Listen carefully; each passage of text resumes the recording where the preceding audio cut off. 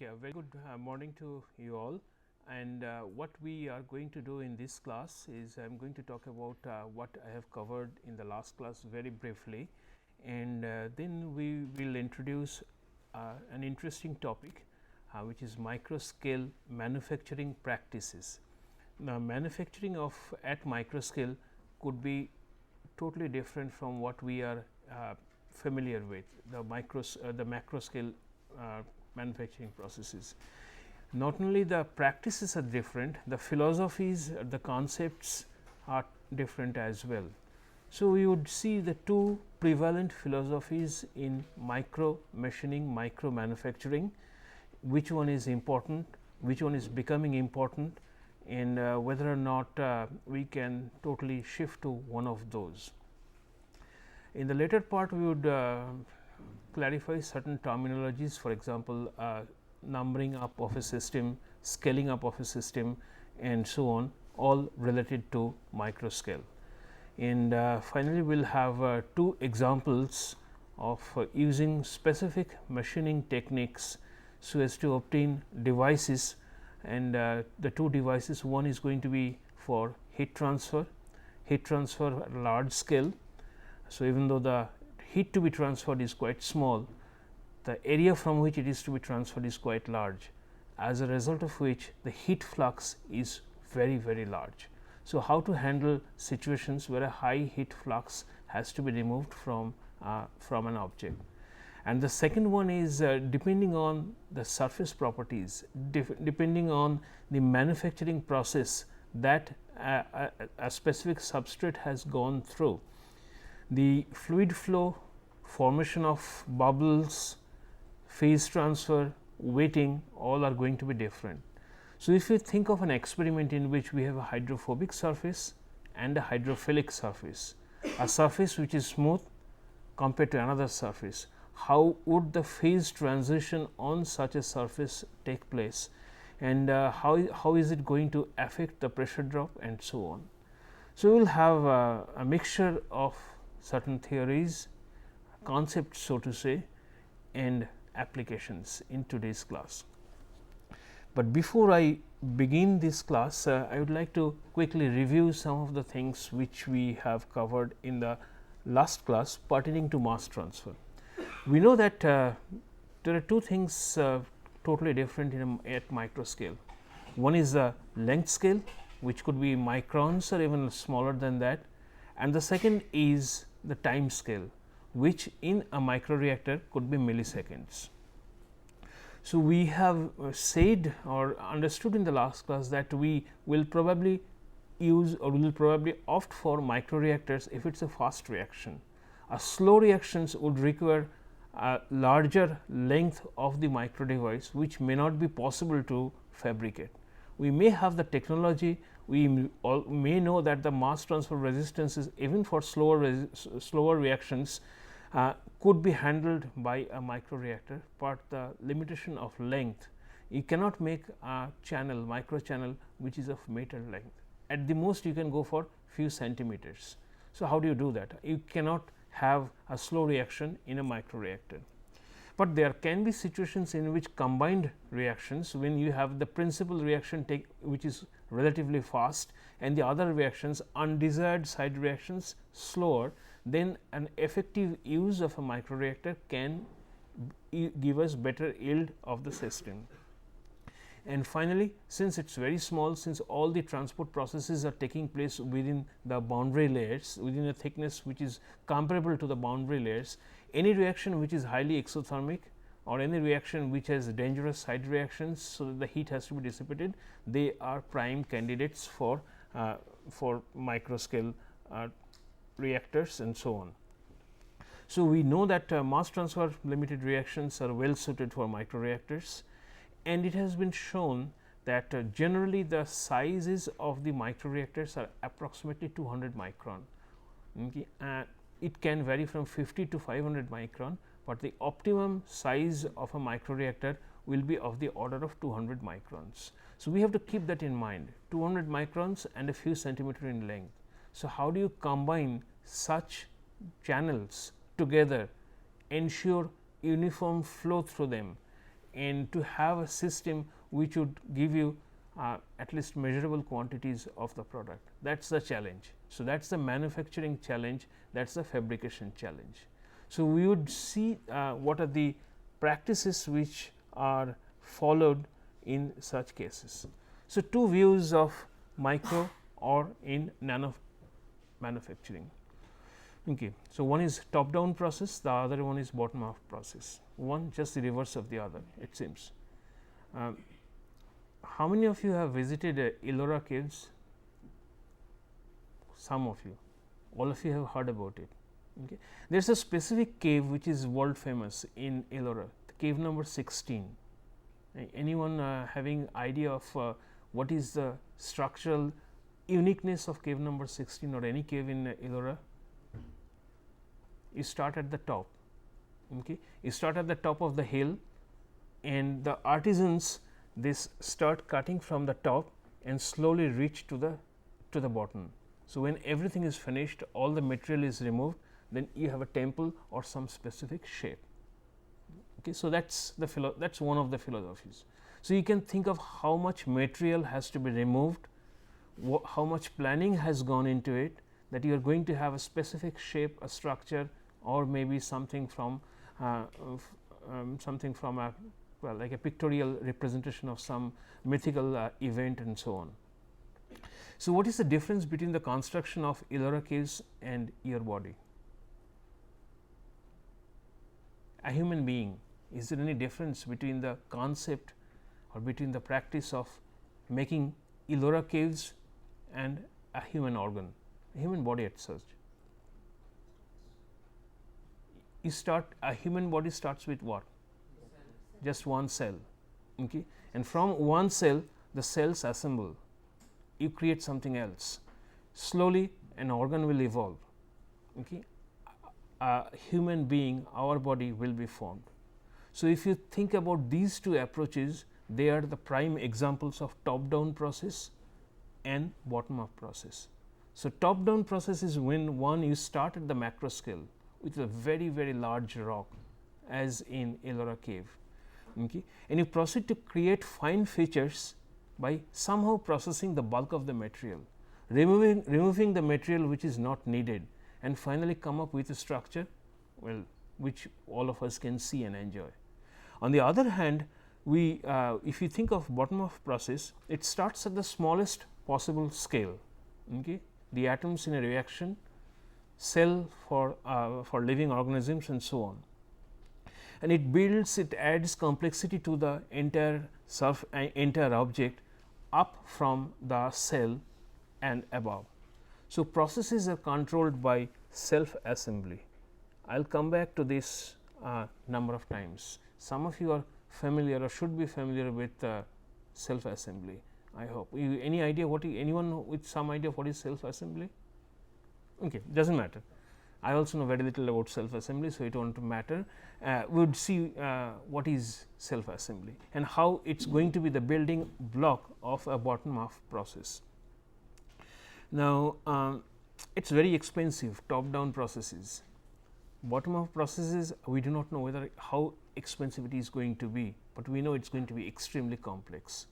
So, let us see what are the problems associated with top down process, the advantages of top down process and so on. This figure tells you about the examples of a top down or a bottom up process. If I see the left hand side of the figure, we know what is lithography. Okay. So, I will talk about lithography in this course many times. So, lithography and microfabrication, with our knowledge from chemistry and embryology, these two are going to meet somewhere. Where and when we do not know, but right now we are working with lithography, and we also are starting to know a little bit more about the chemistry involved in self assembly and in the bottom up fabrication. So, the top down fabrication becomes harder and harder, and it is becoming more and more expensive, especially when the device sizes are becoming quite small. Okay. So, the smaller the size, ultimately we are going to be limited by the wavelength of the light that we are going to use, because your lithography or photolithography depends on the wavelength of the light, and there is going to be some diffraction, and ultimately the wavelength you cannot go below that. It is difficult even to approach that. The size limit that has been achieved is 65 nanometer. Okay. So, let us say 100 nanometer. So, you cannot go below 100 nanometer with the devices, with the equipment that we have today. Whereas, on the other hand, if you think of the bottom of fabrication process, if we can do it, then you start with at the angstrom level and grow up from there. So, bottom up fabrication is definitely harder to design, and something like self assembly will require self assembly. I will give you an example of top down approach, which has been performed. It is a very basic operation, but since we have done it, I would like to advertise it. Let us say. So, it is fabrication of a V groove on silicon wafer. Many of you are aware of what is a silicon wafer.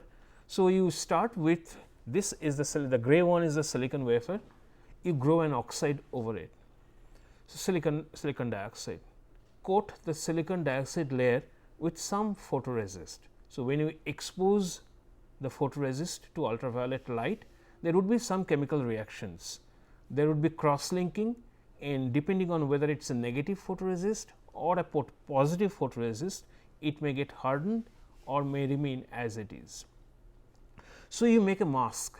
Mask is something which is a negative of the structure that you would like to imprint on the surface. So, the mask will allow UV rays from some portion of it, mask will allow the UV rays to pass and interact with the photoresist. Okay. So, there will be some portions of the photoresist which would be cross linked, which would be hard in this specific case, the rest will remain as it is, which would be easier to dissolve away using the right choice of solvent. So, now you have islands of photoresist, you now remove the oxide layer as well. So, here you have the silicon, exposed silicon, and some portion of the silicon which is not exposed, which is protected by silicon oxide. So, you have achieved the first part of your objective, that is you have imprinted you have protected the areas where you do not want to etch any silicon, remove any silicon, expose the areas where you would like to do something. So, the next step would be use a silicon etch, which would be a concentrated KOH solution at elevated temperature, roughly about 85 degrees or so, and depending on the crystal planes it is going to etch. So, depending on which type of crystal, 100 or 110, whatever crystal of silicon that you are using, they are going to etch, and the two crystal planes will propagate and meet at certain point, and the etch becomes self stopping. So, the etching rate at different crystal planes are different, okay, vastly different. So, it is going to etch only in the vertical direction, but it cannot go in the side direction. So, what you end up is nice V grooves on silicon wafer. Once you achieve that, you remove this oxide layer as well, and here you have a silicon wafer with micron size V grooves of certain length on it. Okay. So, roughly the dimension here is about 30 to 50 micron, the one that was done here, and the length of this is about 2 centimeter.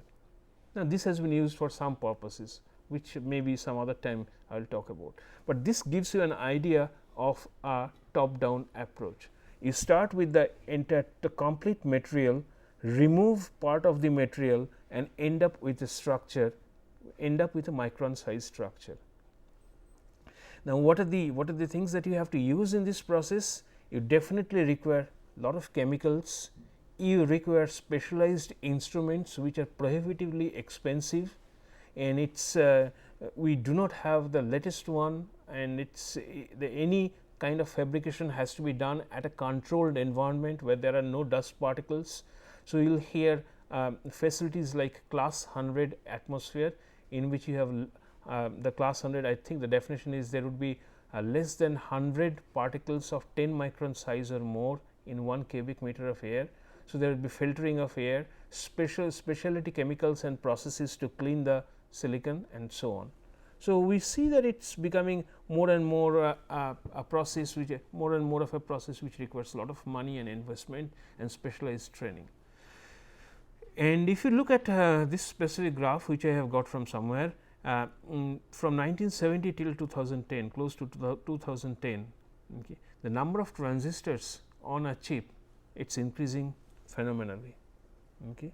So, right now we are somewhere around here right now, and the problems associated in packing so many transistors on a silicon chip, obviously the cost of newer technologies and physical limits of photolithography that I have discussed. This is the one which I have not talked about. Any transistor is going to generate some amount of energy.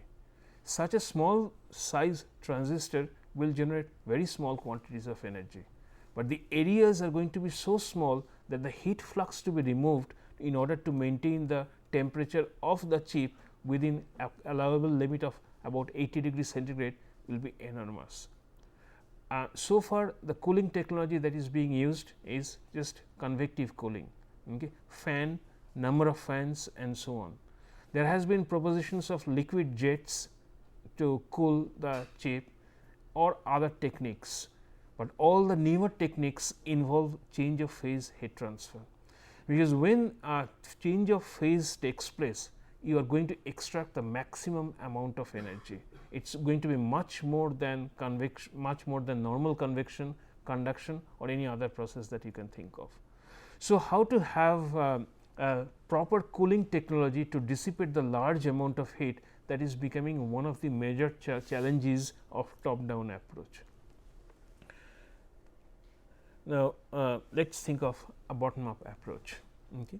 You selectively add, you devise your strategy in such a way that you can add atom by atom on a surface, on portions of a surface, and thereby build a structure from nothing, out of nothing. So, first advantage is you are not going to lose any material. Okay. You are not going to lose any material, the amount of chemicals involved will be less, since you are not going to depend on photolithography that much. So, the costly equipments, optical equipments may not be necessary, and it is something which happens in nature all the time. So, if you think of cells, growth of any crystal or ourselves, we all have grown using a bottom up approach. This is an example of making of nanodots on silicon, and we will see what is the advantage of nanodots having to have on a silicon. There are certain polymers which have a peculiar tendency that they are going to combine with each other at the molecular level, and they will follow a specific structure, and they will remain at that structure for quite long of for quite a length of time, and they are inert. Once you make them, they are inert. So, you can start the process by selectively exposing certain areas for these for the growth of these self assembled polymers. So, here is an example that you have 65 billion nanodots per square centimeter. So, since we are talking about molecular level, so you can have surfaces by proper treatment of the surfaces, you can make certain points where the nanodots, where the self assembly can take place, and some points where it cannot. This is not futuristic technology, it is already here. So, what are the advantages of self assembly and bottom up approach? Definitely you can make a much smaller geometry than that is available in photolithography.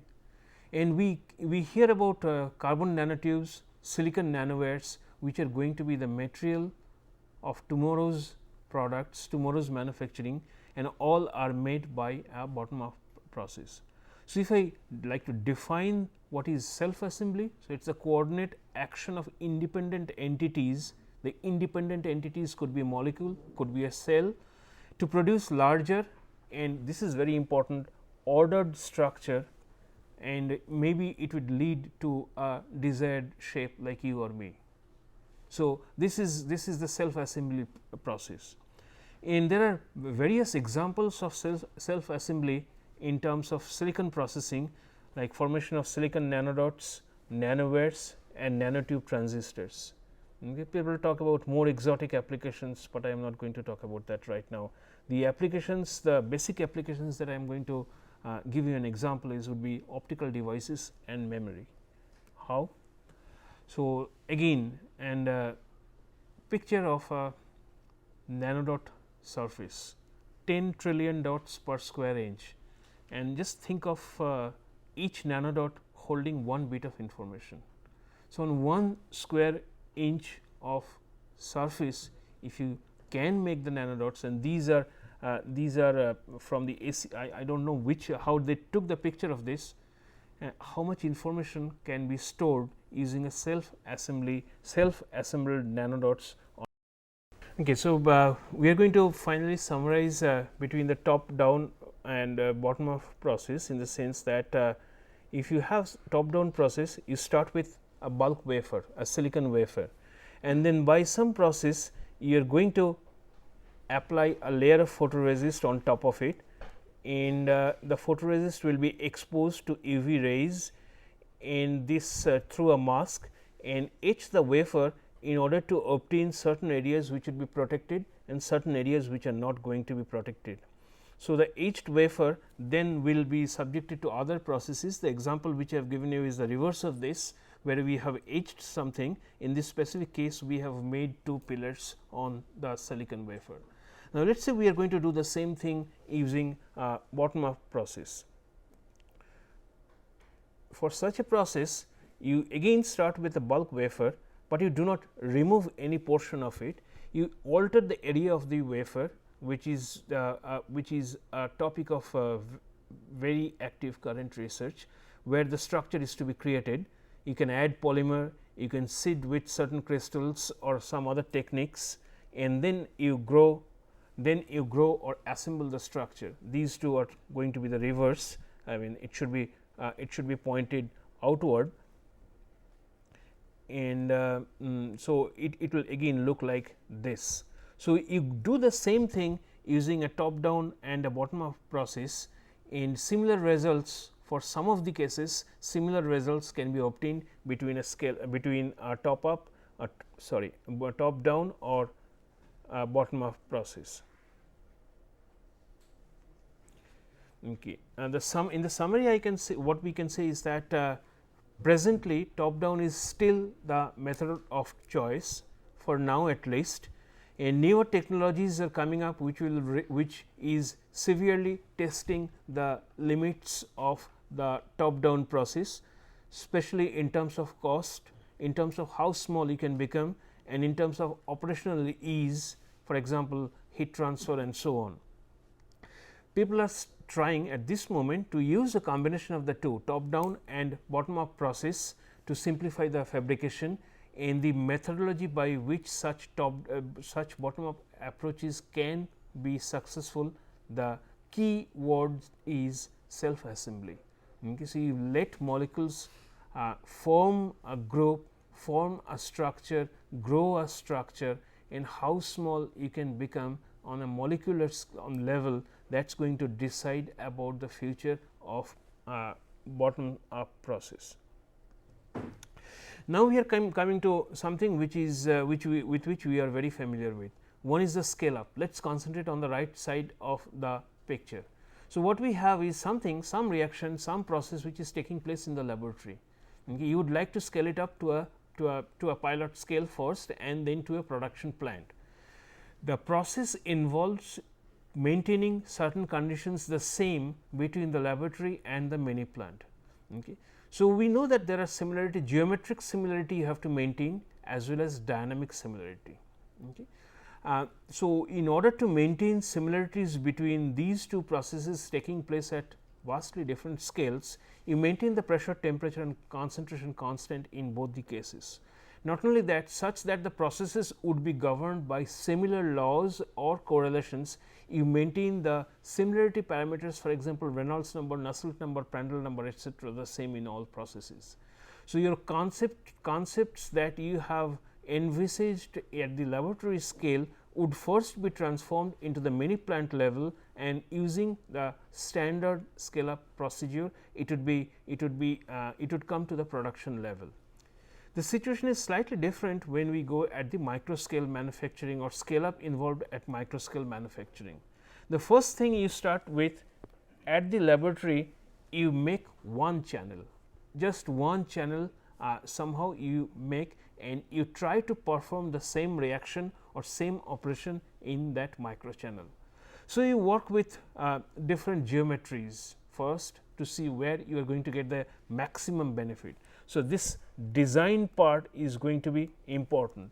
Okay. How do you design it? Okay. Whether it is going to depend on geometry, whether it is going to depend on the nature of the surface that you have, whether there would be number of interconnects in between such a channel and so on. Once you are satisfied with the reaction taking place, a tiny volume of reactants and products being formed in such a micro channel, you go for a process which is known as the numbering up. You just add thousands and thousands of these micro channels in order to obtain some sort of an equipment, which could be a micro reactor, which could be a micro heat exchanger and so on. Okay. So, there would be problems associated with numbering up. Okay. While numbering up, you have to how are you going to ensure that the same amount of liquid or same amount of reactants will pass through each of them. Okay. How are you going to ensure that there won't be any leakage or any short circuit in between two channels and so on? How do you cover up the channels? How do you design a manifold by which equal distribution is possible? So, these are some of the issues that one has to think while numbering up. So, you can make an optimized structure at the laboratory scale of one channel, but how do you convert that one channel into thousands of channel? The numbering up is going to be a big challenge in such a process. This is the same one with the problems highlighted. So, what you have on one side is we have in the laboratory, and we have two ways to go. We can either go towards the microstructured device part, or we can go towards a standard large macro scale equipment design. So, when from the laboratory, first is, as I mentioned, you first design something of some dimensions and so on. So, this design now has to be stepped down by the available fabrication technology to a micro channel. So, from that fabricated micro channel, you perform the numbering up and you go to a series of micro channels, I mean number of micro channels probably connected in parallel. And these are some of the distributors, flow distributions that one can think of, which are in use, some sort of manifolds, fluidic manifolds which are in use, so as to distribute the liquid evenly through all the micro channel. So, let us go to slightly in more detail. Now, in a conventional way, you start with mini plant and you end up with a big production facility, which is the right hand side of the picture which I have just shown you. From there, if we like to think of the basic elements of a microstructure device, those are going to be the channels. Okay. So, you decide about the minimum number of channels that you would require for performing certain operation. You have to be careful about the process conditions and whether or not you have fabrication technology available that can take care of your requirements. So, this process is known as equal down. Okay. So, a small channel dimensions, the smallest possible channel dimensions are determined depending on what is available to you, whether or not heat and mass transfer and the chemical kinetics, which one is which dimension you would like to reduce. Are you going to reduce the length, or are you going to make the two walls very close to each other, because these are going to give you fundamentally different conversions, for so to say.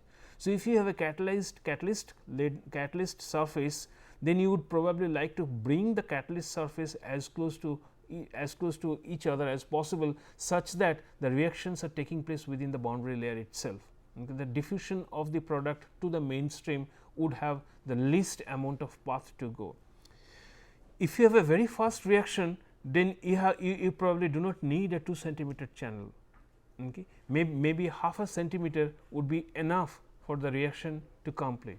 So, your fabrication technology, your kinetics and your heat and mass transfer would govern the size of the channel to be decided in the equal down process. Next is we concentrate on internal numbering up. Okay. So, when you are successful with the experiments taking place in one such micro channel, you try to increase the number by increasing the number of elements which increases the flow rate. And these are the some of the enlarged version of the manifolds, the flow distributions which are being used. So, the velocity of the inlet flow is usually directed towards the side walls, not to the entry of the micro channels. Okay. So, if you have the flow directed towards the entry of the micro channels, then the chances are that one of the channel is going to be highly irrigated compared to the other channel. Okay. So, the flow jet is never directed to the micro channel, it is always directed to a side wall or a side plate, such that you have very well mixed high pressure side at the inlet, and then all the channels are hopefully fed with the same flow rate. Okay. So,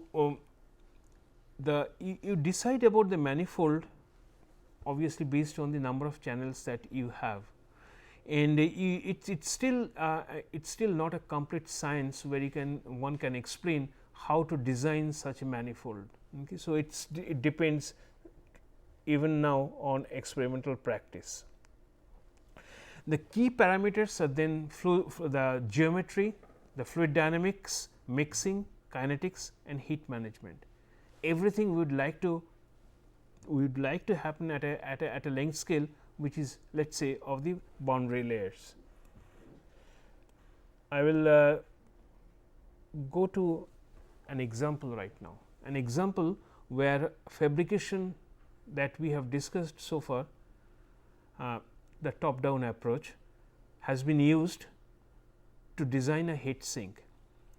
In this design of heat sink is necessitated by the requirement of high heat removal rates, and as I mentioned, it has to depend on phase change heat transfer. And another advantage of phase change heat transfer is the heat transfer takes place with a very small value of delta T. If you think of a heat exchanger, the delta T's could be of the order of 10s, 20s and 30 degrees centigrade, but when you have phase change heat transfer, you require very small delta T, so as to have a temperature so as to have a phase change. If you think of a thin liquid film, for the liquid film to evaporate across the liquid vapor interface, it has been calculated, it has been shown that the temperature requirement could be as low as 10 to the power minus 3 degree Kelvin. So, with that smaller heat, that smaller temperature jump, you are going to have phase change from the liquid to the vapor or vice versa. So, any phase change heat transfer, any heat pipe, so to say, which is acting on phase change, can operate with smaller, very small delta T compared to a normal heat exchanger.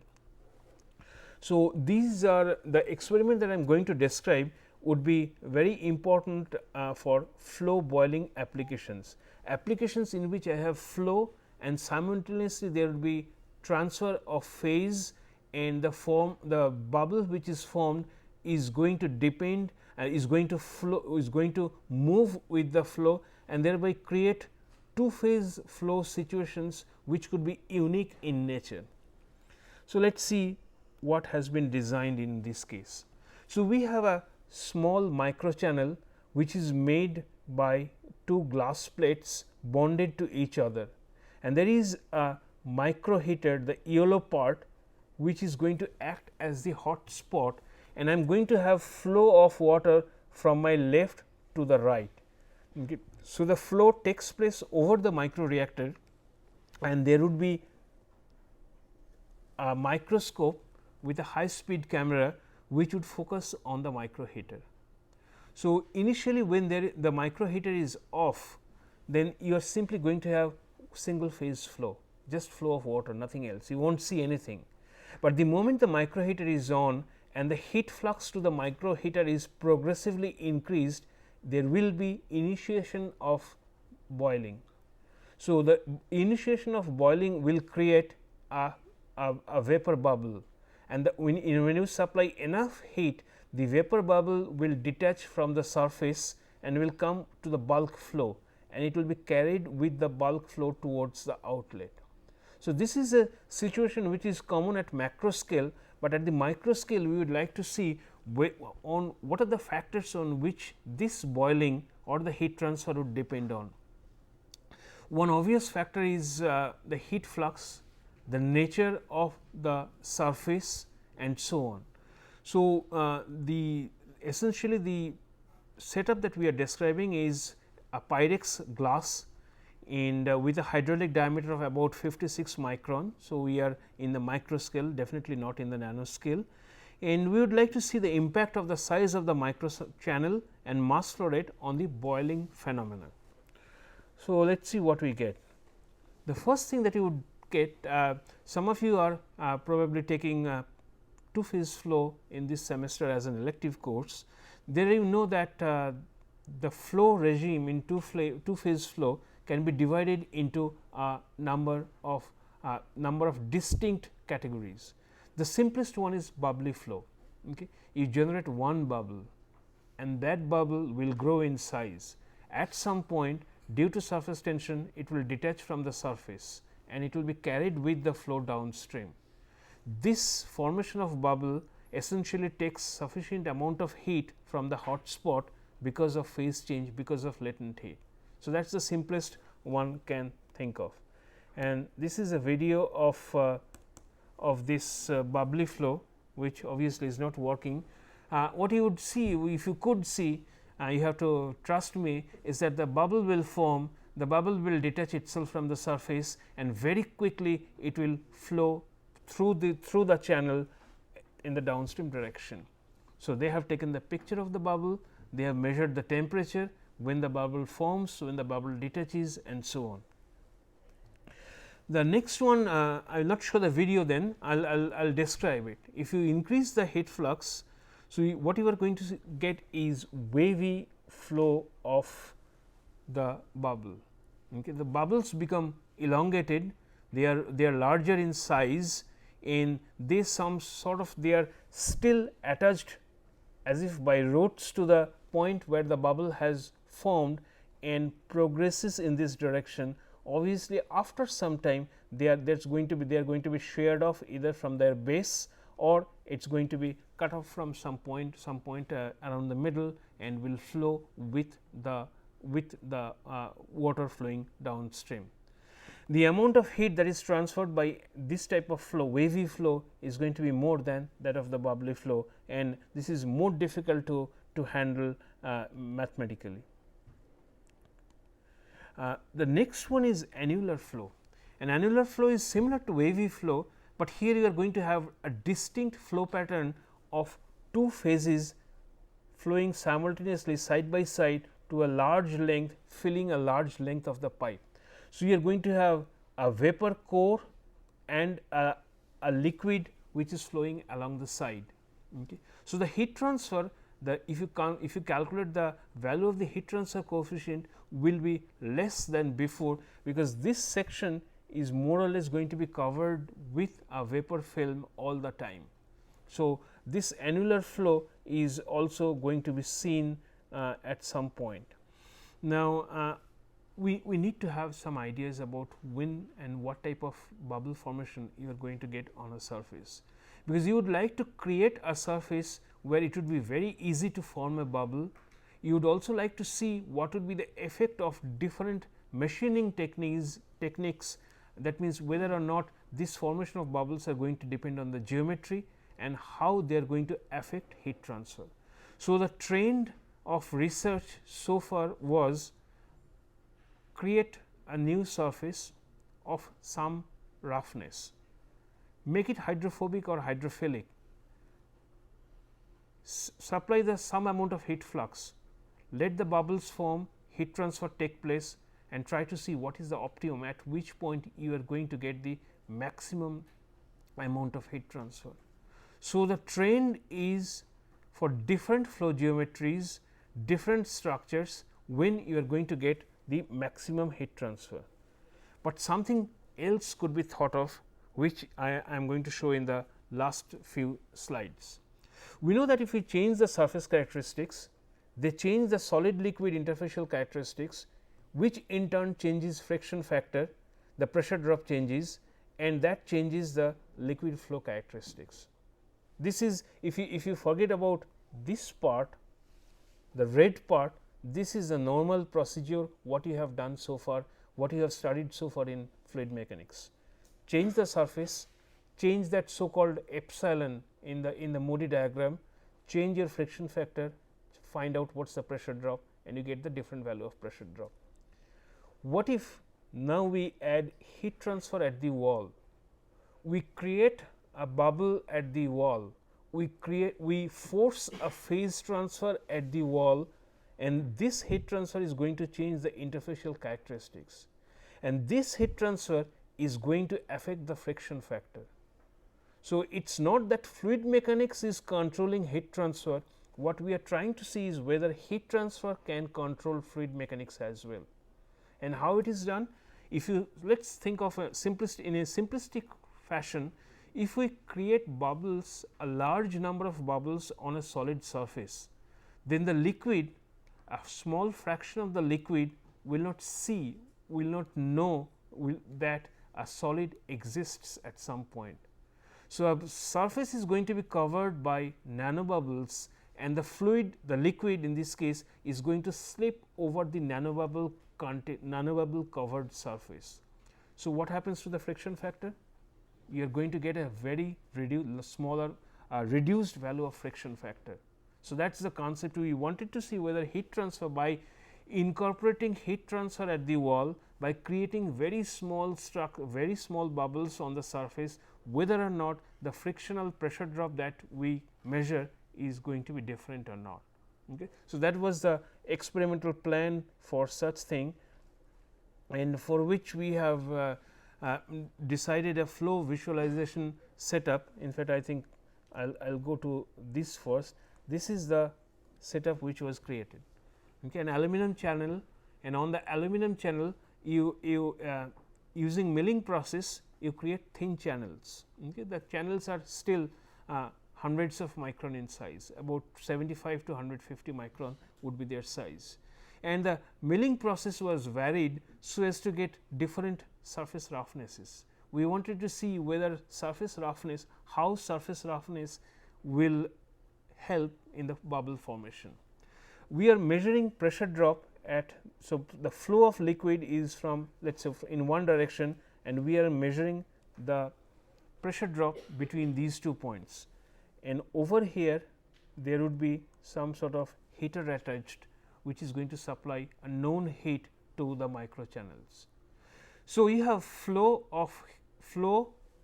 constant flow, measure the pressure drop and start adding heat and try to measure the change in the pressure drop with increase in heat.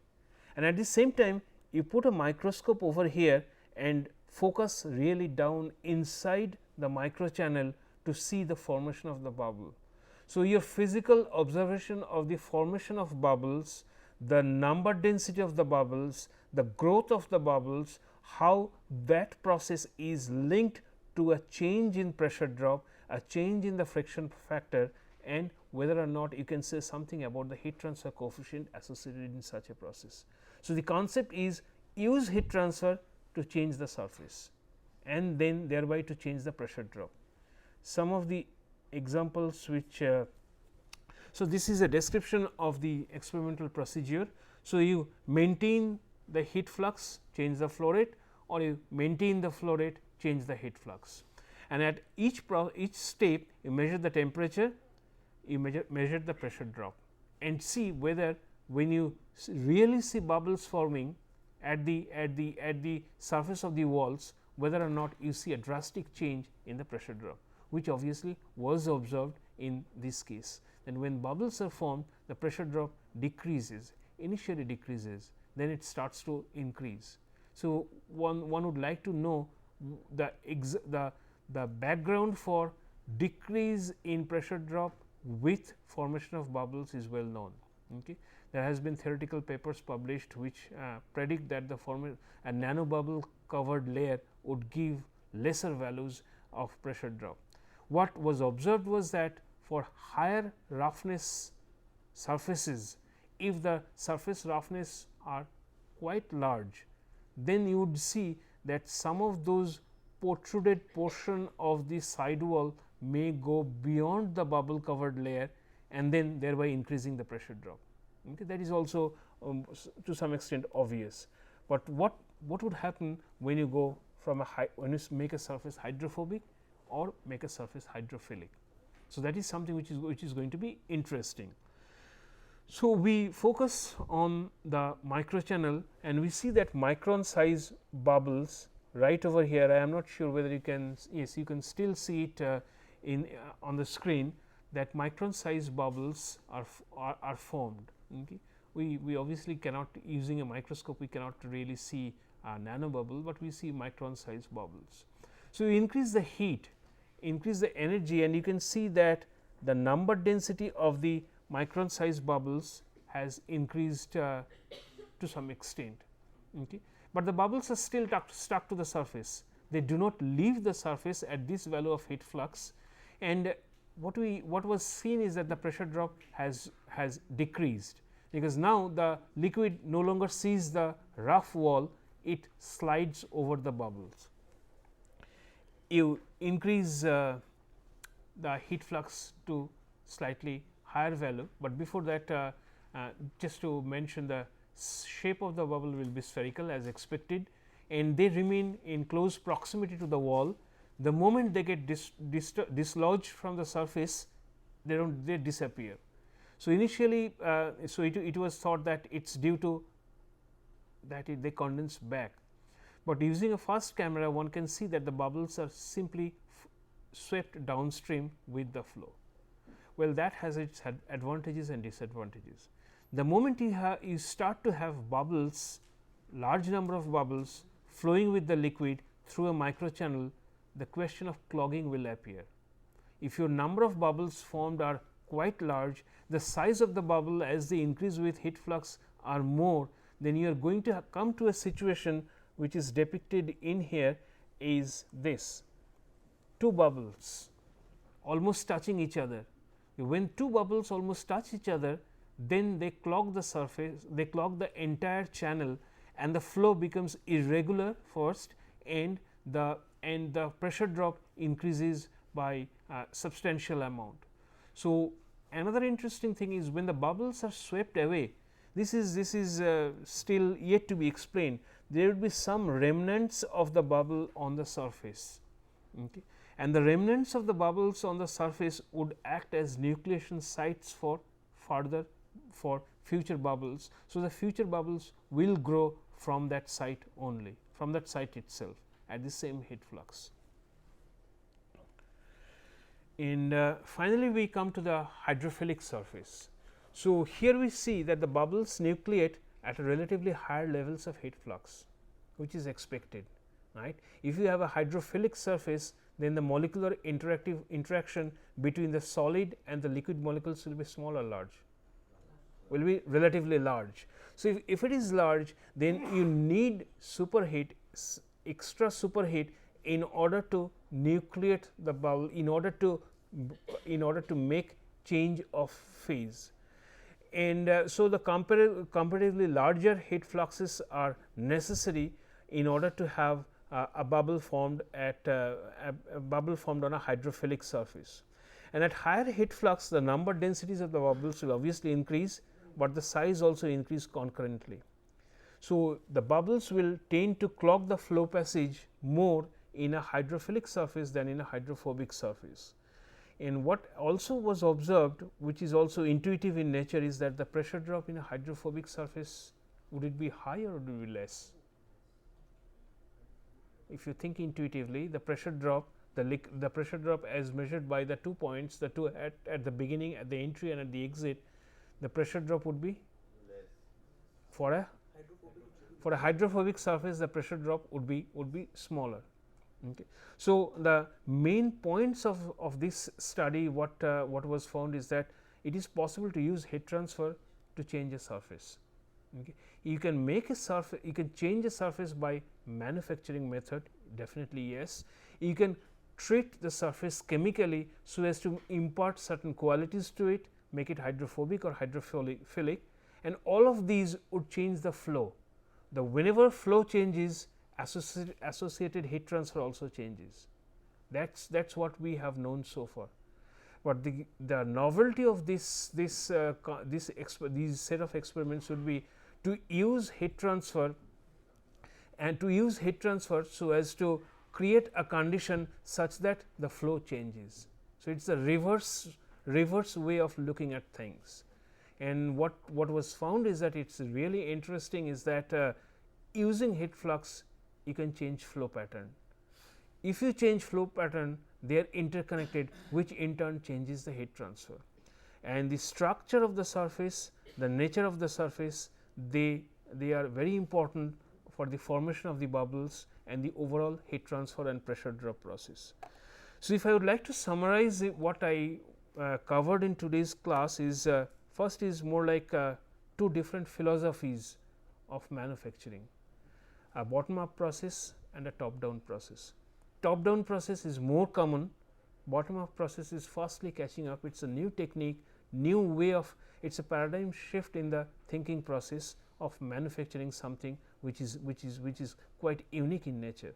One is like almost atom by atom, you place one atom on top of the other as if, and to create a structure. It is extremely difficult to control. In some cases, for complex geometries, we still do not know how to create it. Okay. We can create a nano dot, but we do not know how to create a structure. So, whenever you create a structure, we are still going to depend on the top down process. So, you start with let us say a silicon wafer, protect some areas, remove something, and thereby ultimately end up with a structure. It could be a microchannel, it could be a transistor, it could be connecting wires in between, and so on. Then we spoke about the numbering up strategies, the strategies of scale up in microscales, the parameters that you need to maintain constant in such cases, and so on. And finally, with two examples, one is where you create bubbles, just create bubbles and see how the heat transfer is going to get affected, and look at the different regimes in which you have flow, how the different regimes in different regimes you can get different values of heat transfer. And second is an interesting way to change the liquid solid surface characteristics by using heat transfer. So, that is all for today's class. Thank you.